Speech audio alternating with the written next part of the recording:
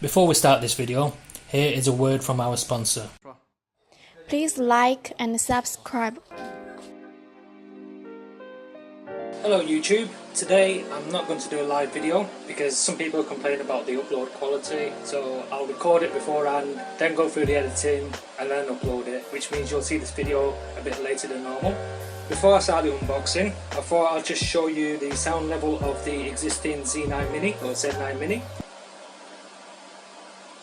And we can see it's around 40 dBs, unless if I talk then it gets a bit louder. Also, there's an update on the electricity usage. That says I'm using 5 kilowatt hours and I'm generating 1.5 kilowatt from the solar panels, and that's on a cloudy day, which means I'm now consuming 6.5 to 7 kilowatt hours, which means I've got room for more miners. So the first thing I'm going to do is reposition this miner out of the way so I can get on with the unboxing. So you might be asking why I've got ducting on the intake.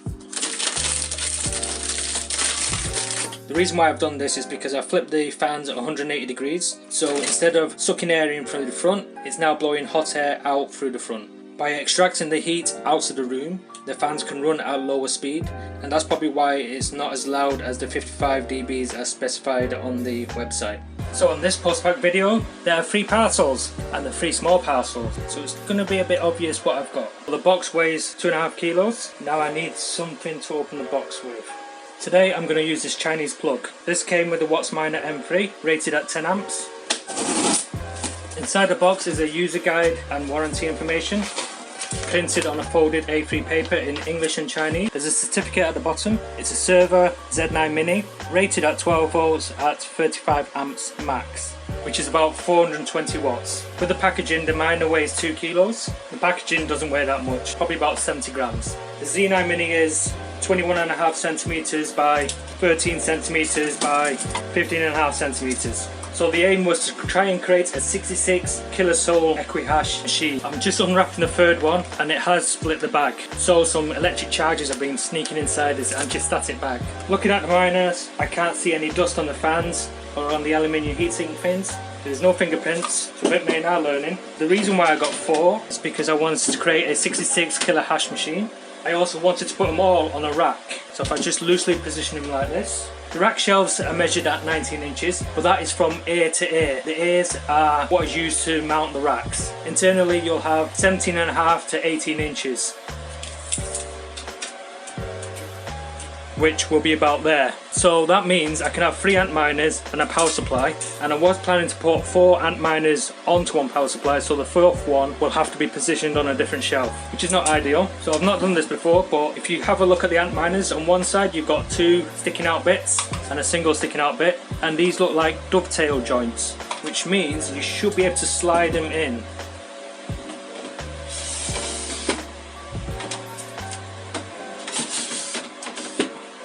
Now these ant miners don't get that hot. There shouldn't be an issue with heat being transferred from one machine to another. The disadvantage to this layout is that they can still slide that way. So what I might do, put some cable ties just to keep it secure. This is going to be quite difficult because you need to go in then out. I'm only going to use 1 cable tie to hold each side. It's not going to be structurally sound, but it's just enough to keep it there. I won't need to worry about heat damaging the cable ties because I'm going to flip the fans the other way. I'm going to swoop that in and out. And I find if you bend it in half and then put it in and out, it should be easier for it to go back out again. The second one is a bit better. When cutting the cable tie, you want to cut as close as possible and not have something sticking out like that. The other modification that I'm going to do is flip these fans around, which means that these ASICs will be facing the wrong way round in the data center. This will allow the heat to be extracted through the back. So I'll quickly do this.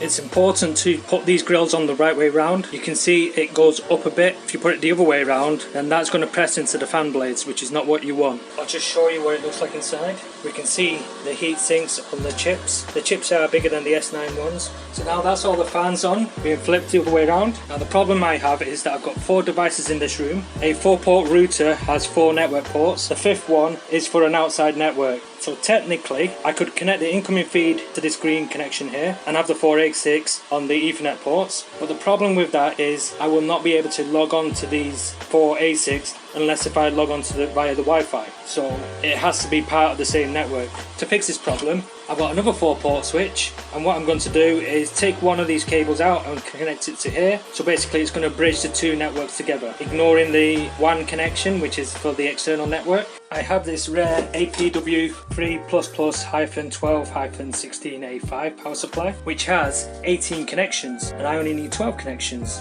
Each Z9 Mini has 4 connectors, 3 for the hash board, 1 for the control board, so I should be able to fit everything on this power supply. However, when overclocked, I am pushing this to around 1700 watts.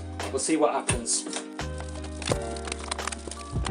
So when I'm at the data center, I might have to cut this because the fourth one cannot go next to the other 3.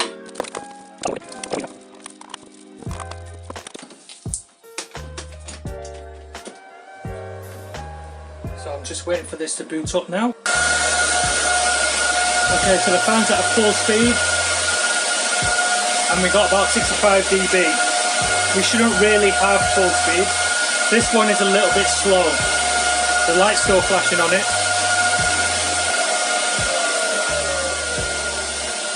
That fan is still at full speed. I'll take the dB level again.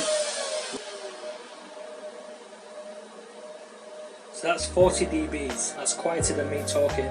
So these miners are suitable for home use, even if you have 4 or maybe more like I have. I'm just waiting for these to go to full speed and then I can take a reading. We've got this one at 17 kilohash per second and the other's probably about 10 or 11. I've not logged onto them yet. I'll do that next. So at the moment I'm using 1200 watts. There are a few ways of getting an IP address. The first step is that you can run an IP scan on the network range that you're on. The other way is to log onto your router using the default credentials. From here you can see all your devices. The problem with this is not everything will be listed with a host name. On a normal network, the host name needs to be unique. You can't really have multiple devices with the same host name. So we know one of them is 223. The default username and password is root and root. It's mining on ant pool at between 10 and 11 kilohash per second. So what I want to do is quickly change these across. We can have a quick look at the temperatures. The chip temperatures are 60 degrees and just under 2500 RPM. An overclocked C9 Mini is running at 3000 RPM, but this is also 2500 if I've got the ducting on. So at the moment the ducting is removed, so the hot air is recirculating in the room. So when the IP scan is complete, I can see one at 124. I've already got the one at 223, there's one at 237, and the original one is 249. Later on I will number these as Z9 Mini 1, 2, 3 and 4 when I assign IP addresses to them. I won't do that in the video, but all you have to do is go to network, change the host name so it's easy to know what it is, and then go to static and then set the IP address, subnet mask, gateway and DNS. So what I'm going to do is just copy the configuration from one to the other. In fact, what I should do is check what is profitable. It says NiceHash is the most profitable one, but we can't use Z9 Minis on NiceHash. So we've got Zcash, Zclassic, Horizon, which is Zen, which is what I've been mining. I've not gone onto Hush, Bitcoin Private or Komodo or any of the others. There is a small difference by 50 cents or 50 cents. I'm going to keep it on Zen. There isn't an easy way to do this. You're just going to copy and paste them all and then check to see if you've done it correctly later. At the moment I'm going to keep all the worker IDs the same, unless if the pool doesn't recognize it, then I'll change it, but later I will change these to be identifiable on the pool, so if something goes down I can quickly see what it is. You always want to put a backup pool in there. It has to be a different pool because if it goes down you need to not stop earning anything. Just save and apply on all of them. I've not made any changes on the original, so I don't need to save and apply on that one. So I'm looking for about 45 kilohash per second or kilosols per second. Sols or solution is like the number of hashes. The correct terminology is sols per second, but you can say hash per second. So we're at 32 kilosols per second. Now that they're starting to show up on the pool, the next step for me is to overclock. The overclock settings are under minor configuration, then advanced settings, and then you can change the frequency on here. So you can see I've set batch 1 to 750 megahertz. The original ones are at 500 megahertz, but we seem to have a problem here. It says the frequency is set to balanced. So has Bitmain stopped us from overclocking? Will I find a solution to this overclocking? There's only one way you're going to find out, and that is by liking and subscribing to this video. So now it's okay? There's just one more thing that you need to do, and that is to click on the bell, so then you'll get notifications on when the next video is out. If you don't do this, then my next video won't be uploaded. I hope it's okay. Perfect. If you've liked this video and found anything useful, leave a thumbs up. If you haven't done already, please subscribe and click on the bell for more notifications. And could you also like my Facebook page? And I'll see you next time.